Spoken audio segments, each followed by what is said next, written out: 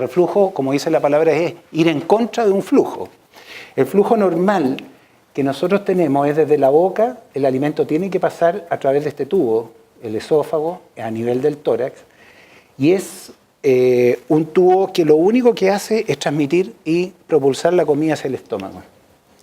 A este nivel el estómago está en el abdomen, ¿cierto? Por lo tanto las presiones del abdomen son positivas, las del tórax son negativas, y al nivel de esta unión del esófago con el estómago existe una válvula que vence el bolo alimentario y la contracción que hace el esófago para propulsar la comida.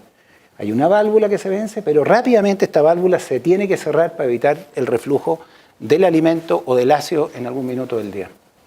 Por lo tanto, en el fondo lo que estamos tratando de decir es que este reflujo es contenido del estómago hacia arriba, ¿cierto? Porque la válvula funciona mal, o contenido de ácido durante el día porque el paciente tiene ayunos largos, se acumula más ácido en el estómago y refluye ácido hacia arriba, o cuando está durmiendo en forma horizontal.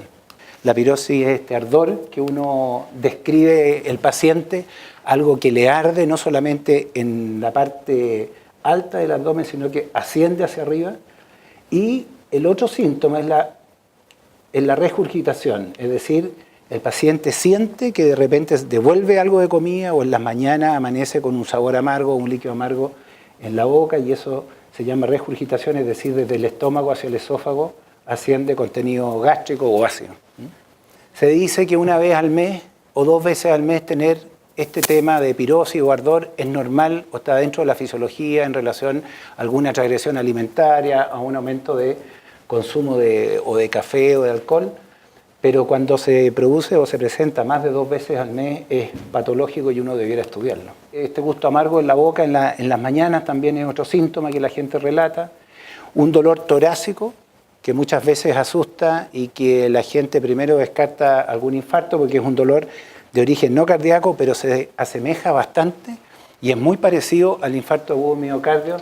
Y hay clínica para descartarlo en relación a que los dos dolores o los dos síntomas se dan en condiciones distintas, una en ejercicio y el reflujo puede dar incluso acostado y en reposo, pero este dolor torácico, que constituye más o menos un 5, un 10% de la sintomatología, también es de origen de reflujo. Los pacientes que tienen laringitis a repetición, que se ponen disfónicos en forma frecuente, más de 3 veces por año, uno tiene que estudiar reflujo.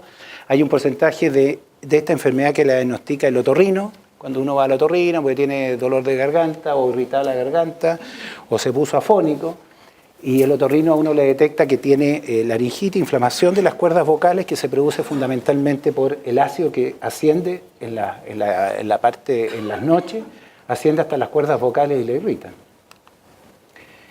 Tos crónica, por ahí siento toser a alguien.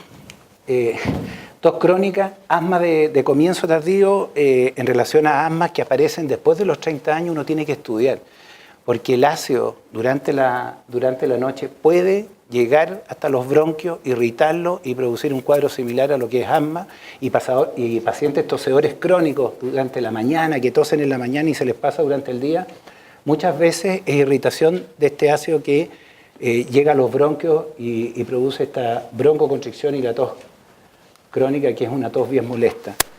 Hay otro tema que hoy día sabemos y que tiene que ver con el dentista, ¿cierto? El desgaste del esmalte es un tema que el ácido del estómago lo está ocasionando. Hay gente que pierde todo el esmalte o que gasta el esmalte en forma importante debido al reflujo. El esmalte, ustedes saben que es el mineral más fuerte y más potente que existe en la naturaleza.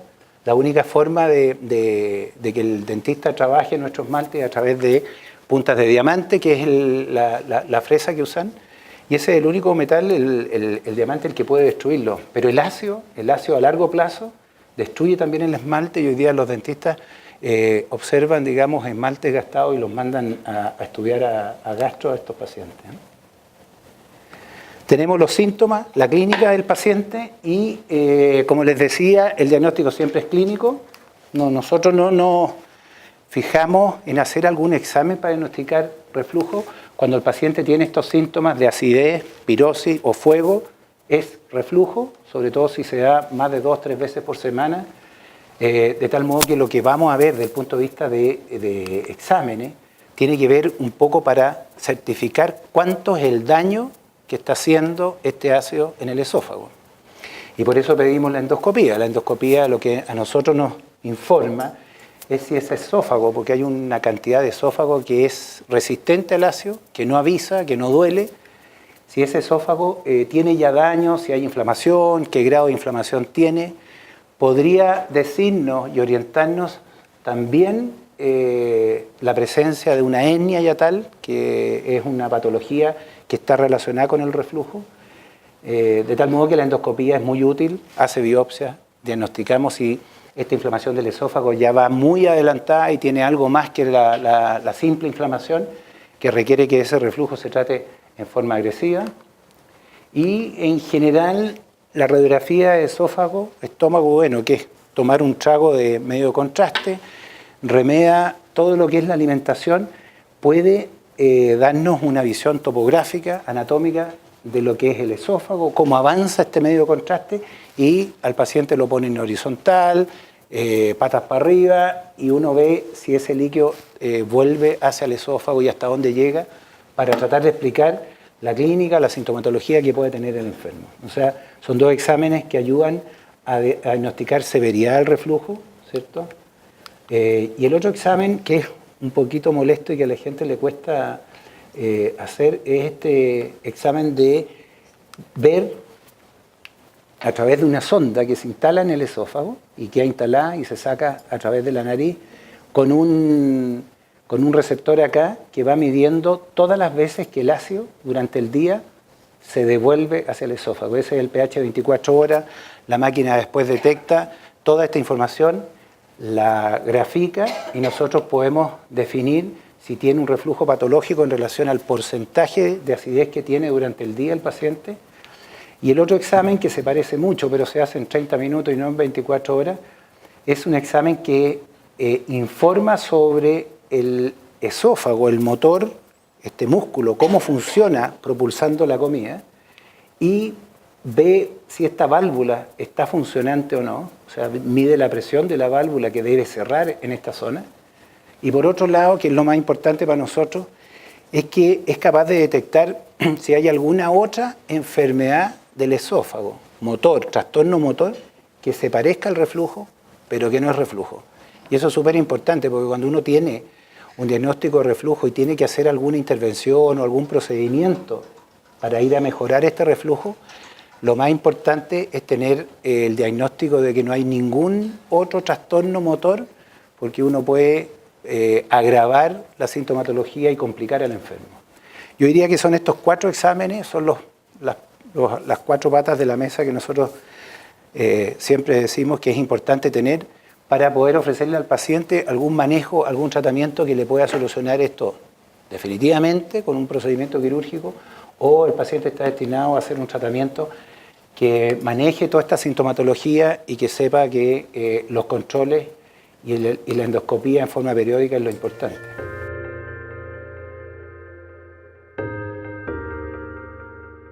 Yo diría que la alimentación es fundamental. Alimentación que tiene que estar enfocada a la cantidad de comida que uno hace, o sea, los volúmenes de comida que hoy día estamos haciendo es muy, muy grande.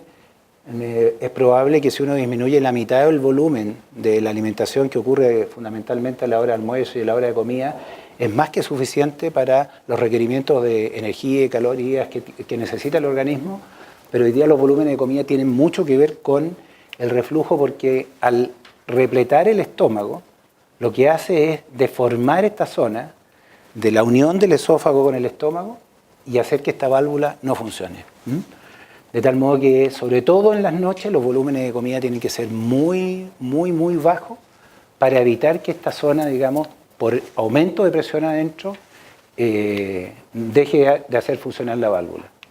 Lo otro que tiene que ver con los volúmenes de comida es la baja de peso. Sabemos que hoy día uno de los factores importantes del aumento del reflujo es el aumento de peso. El aumento de peso significa que a nivel abdominal la presión aumenta, y si aumenta la presión dentro del abdomen, lo que hace es que esta presión del esófago para arriba también se aumente y genere o facilite el reflujo o el mal funcionamiento de la válvula. La calidad de los alimentos también es súper importante. Hay alimentos que son, y vamos a ver en algún gráfico, que son más ácidos, que dañan más y que se potencian con el ácido del estómago. Y uno debiera, digamos, disminuir y sobre todo lo que significa grasa, frituras. Vamos a ver el alcohol también, en qué medida uno debiera tener algunas precauciones en tipos de alcohol. Y también lo que probablemente todos conocemos, que es la última comida de la noche. Debe hacerse por lo menos 2 horas antes de que uno se va a acostar o a ponerse horizontal. Para los pacientes que tienen reflujo, el comer de noche, el comer en la cama o comer y inmediatamente acostarse, esto es fatal, porque lo que uno está haciendo es venciendo esta válvula por la posición horizontal y potenciando el reflujo. La otra medida general es levantar la cabecera de la cama. Esto probablemente lo han escuchado la gente que tiene reflujo. No sirve dormir con 4 o 5 almohadas. Eso generalmente es una mala política. Uno parte con las 5 almohadas o 3 almohadas y al otro día uno amanece con 2 almohadas en el suelo, si es que agarró las almohadas, pero en general uno parte horizontal y termina horizontal. De tal modo que lo que se recomienda es levantar la pata de la cabecera de la cama 15 centímetros, al menos 15 centímetros, y eso hace que por gravedad el reflujo se haga más difícil. No es que no pueda ocurrir, pero se hace mucho más difícil. ¿Cuáles son los enemigos fundamentales? La nicotina, el cigarro. Uno sabe que lo que hace con la válvula es no hacerla funcionar, relaja la válvula, le quita la presión, por lo tanto el cigarrillo es un enemigo. Todo lo que son los picantes, porque irritan en forma directa el esófago, irritan esa zona de la unión del esófago y el estómago, lo que provoca más reflujo y más síntomas. Todo lo que sea ácido en relación a comida, y la salsa de tomate es una de las principales porque la acidez que tiene es muy alta, provoca mucho trastorno de la válvula, altera la válvula y por otro lado aumenta la acidez que refluye. El alcohol, aquí hay algunas cosas que es bueno saber. Los destilados uno tiene que eliminarlos. Los destilados provocan mucha irritación en forma local, lo que es localizado, y además disminución de la presión de la válvula, pero hay y dentro de los vinos, que es lo recomendable en cantidad, en moderada cantidad, los vinos blancos producen menos acidez y menos problemas con la válvula que el vino tinto, el rojo. Así que por ahí pueden escapar y tener alguna alternativa. Los chocolates, de más está decirlo, lo que relajan directamente también la válvula, la dejan de hacer funcionar, igual que la nicotina. Y todo lo que son los cítricos, más que provocar un trastorno a nivel de la válvula, lo que hace es aumentar la acidez y aumentar la irritación del esófago a nivel distal. Lo que hacemos con los medicamentos es que este estómago bloquee la producción de ácido. Que no haya ácido en el estómago significa que lo que refluye hacia arriba, porque no mejora la válvula, el medicamento lo que hace es disminuye el ácido, neutraliza el ácido. El reflujo, si la válvula funciona mal, va a seguir, pero ya no hace daño o no daña el esófago. Por lo tanto, todos los pacientes que tengan aspiración por reflujo severo, los que tengan problemas de broncoconstricción, asma, van a seguir con esa sintomatología, pero no con líquidos que provoquen daño en el esófago. Esa es un poco la función de los bloqueadores del ácido en el estómago. Medicamentos miles han aparecido en el mercado, los últimos, el pantoprazol, lansopral, todos tienen el mismo efecto, probablemente desde el punto de vista de rapidez para bloquear el ácido. El omeprazol es menos que el esomeprazol, menos que el lansopral y el pantoprazol, pero todos después de un par de días de uso tienen el mismo efecto, ya no hay ácido, y si uno lo mantiene en el tiempo, lo que puede provocar reflujo ya no va a hacer daño en el esófago, que es lo que uno evita con esto. Pero esto lo que no hace es detener el reflujo o solucionar el problema del reflujo. Son tratamientos que son paliativos, que uno tiene que hacerlo para evitar, digamos, el daño del esófago, que es lo más delicado.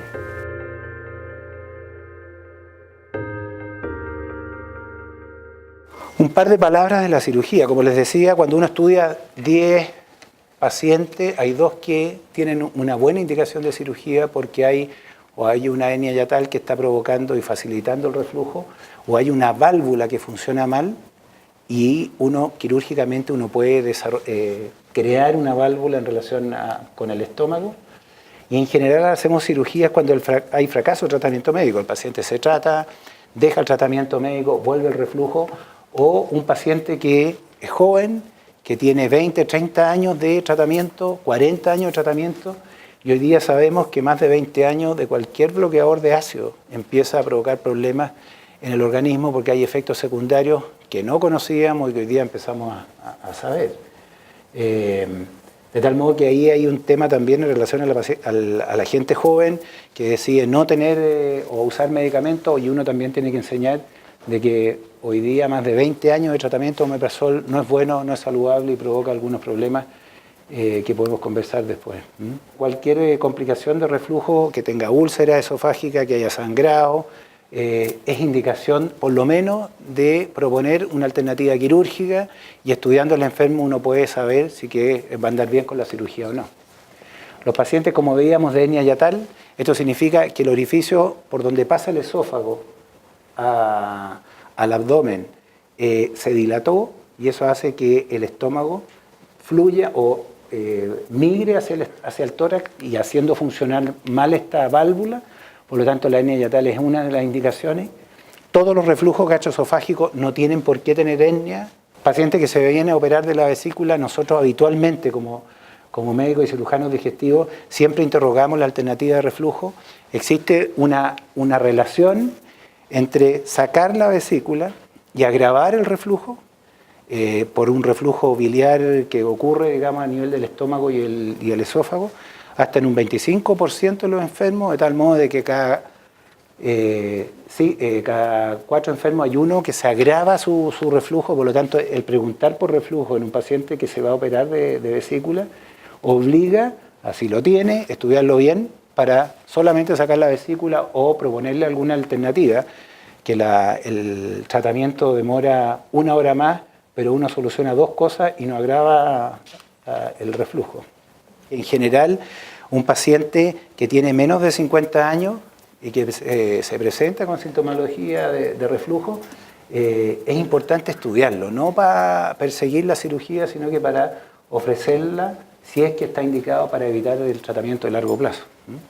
2 letras sobre la cirugía. La cirugía lo que uno hace es envolver este esófago que viene de arriba con una parte de arriba del estómago, y en el fondo lo que crea una nueva válvula. Esto se hace, como les contaba, todo por vía laparoscópica, una cirugía que dura 1 hora, 45 minutos, no más allá, y los pacientes se van de alta al otro día. Prácticamente se parece a la vesícula. Y existen estos como adelantos de la medicina y la cirugía que tratan de remedar esta válvula con una argolla, ¿cierto? Una cinta de elementos biomagnéticos que se instalan. Este esófago tiene que tener la fuerza suficiente para transportar la comida, pero una vez que la comida pasa por imanes, esto se cierra, se bloquea como una válvula, y es una pulsera de biomagnetismo que está probando hoy día, que no ha dado todos los resultados óptimos, pero yo creo que el adelanto va por ahí, digamos, y tratar de remediar una válvula. Y lo otro es el marcapaso, el Endostim, que también probablemente han escuchado, ha salido en el diario en los últimos meses. Lo que uno hace por vía laparoscópica es instalar estos electrodos a nivel de la unión de la válvula, y este marcapaso queda como cualquier marcapaso debajo de la piel. Uno lo va calibrando de tal modo que va provocando estímulos eléctricos, que una vez que pasa la comida, el estímulo eléctrico hace que esto se cierre, digamos, mecánicamente, para evitar el reflujo.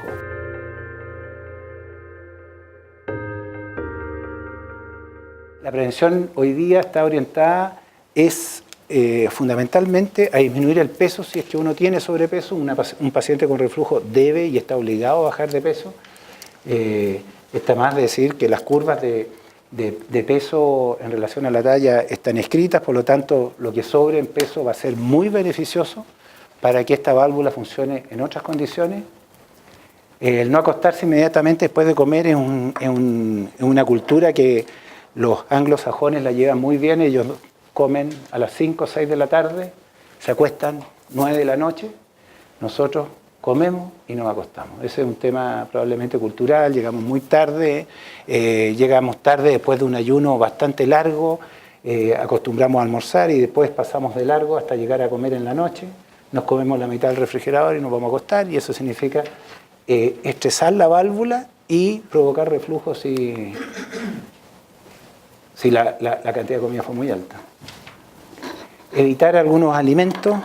Bueno, evitar el sedentarismo y practicar deporte. Esto está orientado también a reforzar musculatura. No tiene que ver con la válvula, pero sí a disminuir el estrés, disminución de lo que significa el ácido, ¿cierto? El estrés y el deporte lo inhibe. El dormir bien significa, se dice, y desde el punto de vista físico se ha demostrado que el dormir de cúbito lateral, de lado, con el lado izquierdo hacia arriba, mejora el cierre de la válvula. Eso, póngase de memoria para ver cómo duermen, pero dormir boca abajo o dormir boca arriba no es recomendable. Y del lado derecho tampoco, porque provoca una alteración del ángulo y la válvula funciona menos. Esto es lo que se dice y se ha demostrado físicamente. Disminuir el estrés, de más está decir, porque esto aumenta la secreción de ácido. Muchas gracias, se pasaron. Muy amable.